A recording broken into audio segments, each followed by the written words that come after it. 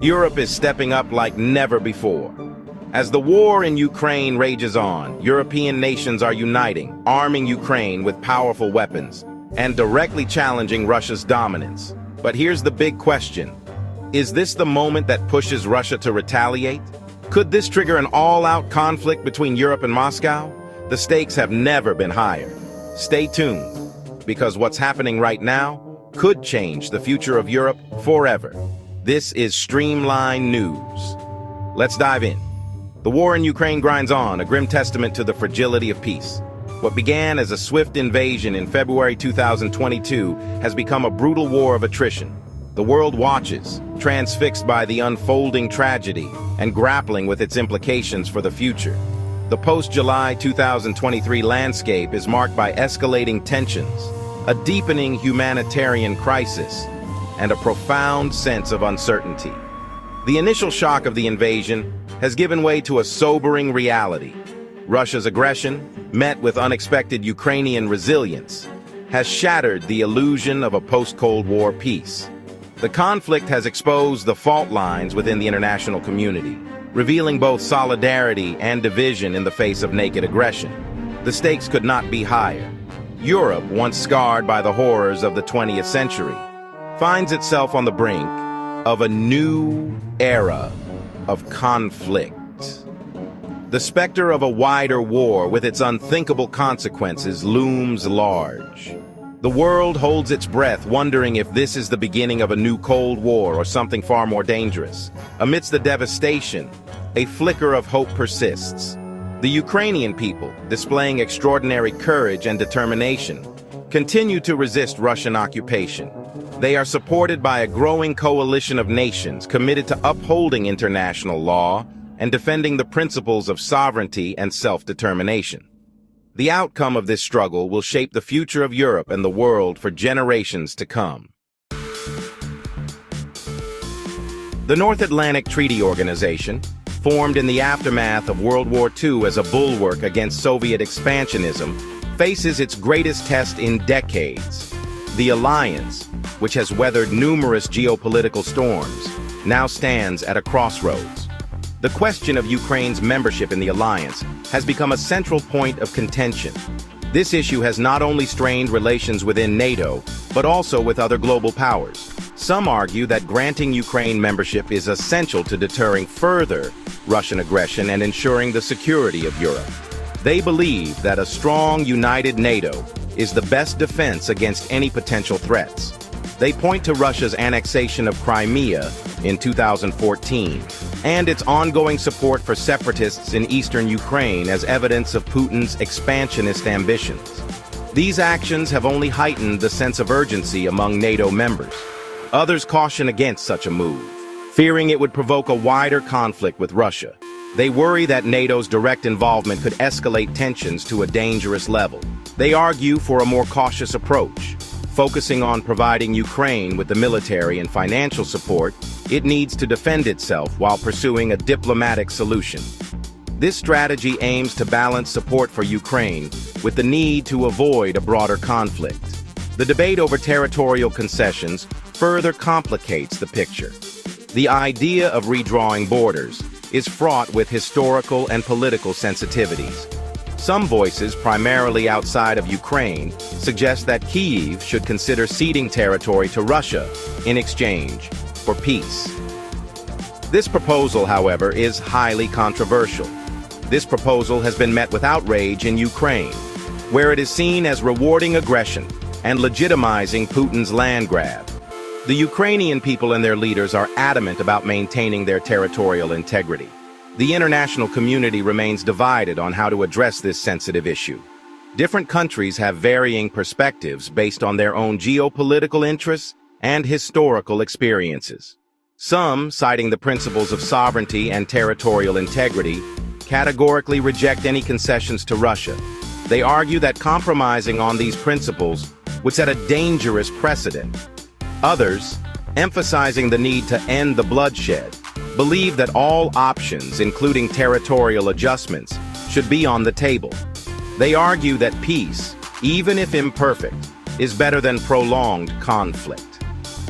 The debate highlights the complexities of the situation and the lack of easy answers. Each option carries its own set of risks and potential consequences. It also underscores the need for a united front among Ukraine's allies in supporting its right to determine its own future, free from coercion and aggression. The path forward requires careful navigation, diplomacy, and unwavering support for Ukraine's sovereignty. Vladimir Putin's decision to invade Ukraine is rooted in a dangerous mix of historical revisionism, imperial ambition, and a profound miscalculation. His actions are not just a spontaneous reaction, but a calculated move based on a long-standing belief system. Putin views Ukraine not as an independent nation, but as an integral part of Russia's historical and cultural sphere. This perspective is deeply ingrained in his worldview and has been a recurring theme in his public statements and policies. He sees the collapse of the Soviet Union as a geopolitical catastrophe and seeks to restore Russia's lost glory by reasserting its dominance over its former territories. This ambition is not just about territorial control, but also about reclaiming a sense of national pride and identity. Putin's actions follow a pattern of aggression that began with the invasion of Georgia in 2008 and continued with the annexation of Crimea in 2014. Each move has been a step towards his larger goal of re-establishing Russian influence in the region.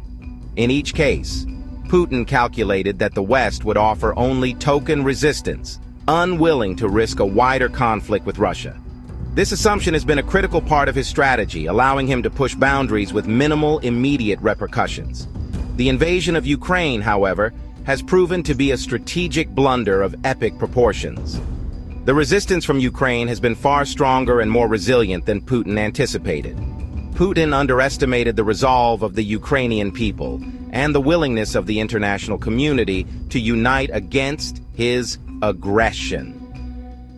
The global response has been swift and robust, with widespread condemnation and significant support for Ukraine. The war has backfired spectacularly, uniting the West against Russia, isolating Moscow on the global stage, and inflicting devastating costs on the Russian economy. Sanctions have crippled various sectors, leading to economic instability and hardship for ordinary Russians. Despite these setbacks, Putin shows no signs of backing down. His rhetoric remains defiant, and he continues to frame the conflict as a necessary struggle for Russia's survival and sovereignty. He remains convinced that Russia is locked in an existential struggle with the West, a narrative he relentlessly promotes through state-controlled media. This propaganda aims to rally domestic support and justify his aggressive policies. His demands for Ukrainian neutrality, demilitarization, and recognition of Russian sovereignty over Crimea are non-starters for Kyiv and its allies. These conditions are seen as unacceptable and have only hardened the resolve of Ukraine and its supporters.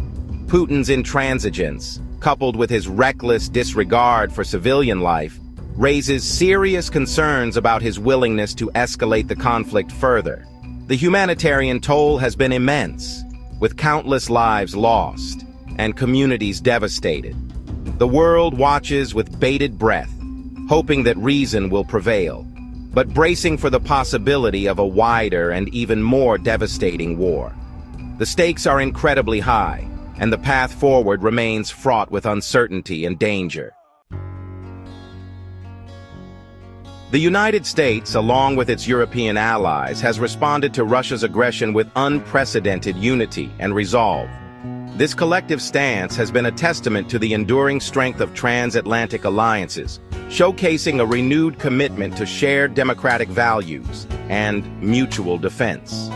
The Biden administration has committed billions of dollars in military and humanitarian aid to Ukraine, providing Kyiv with advanced weapon systems, intelligence sharing, and economic assistance. This aid has included everything from small arms and ammunition to sophisticated missile systems, ensuring that Ukrainian forces are well equipped to face the challenges on the battlefield. This support has been crucial in enabling Ukraine to resist the Russian onslaught. Ukrainian soldiers, bolstered by this international aid, have shown remarkable resilience and determination in defending their homeland.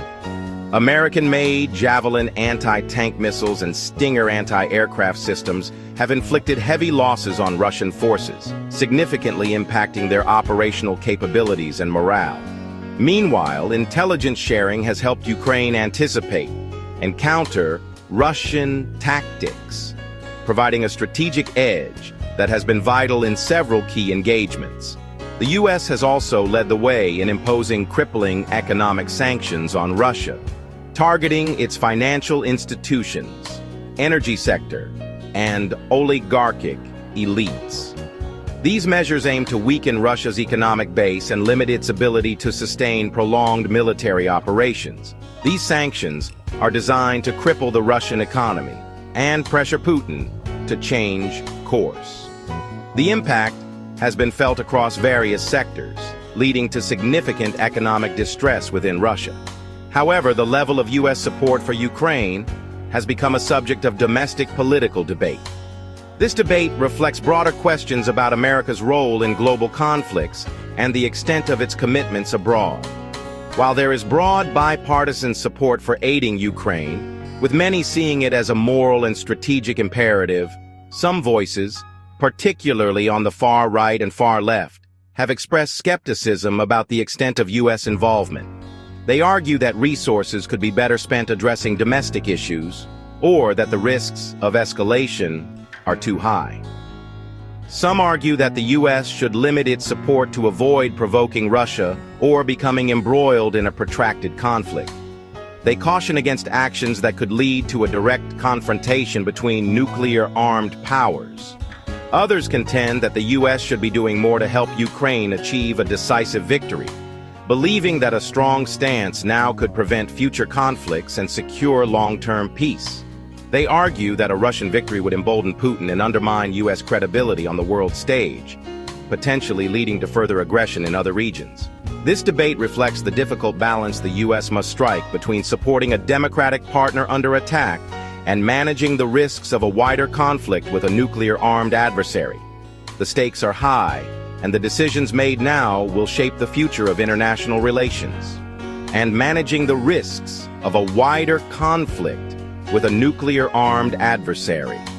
The specter of nuclear escalation looms large, making every decision fraught with potential consequences.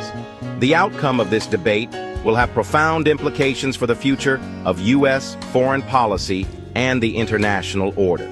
It will determine how the U.S. navigates its role as a global leader in an increasingly complex and multipolar world. Don't miss this deep dive into the untold side of the Ukraine war. Subscribe to Streamline News for real-time updates on global conflicts, political power shifts, and exclusive geopolitical analysis. What do you think about China's role in Ukraine? Drop your thoughts in the comments below.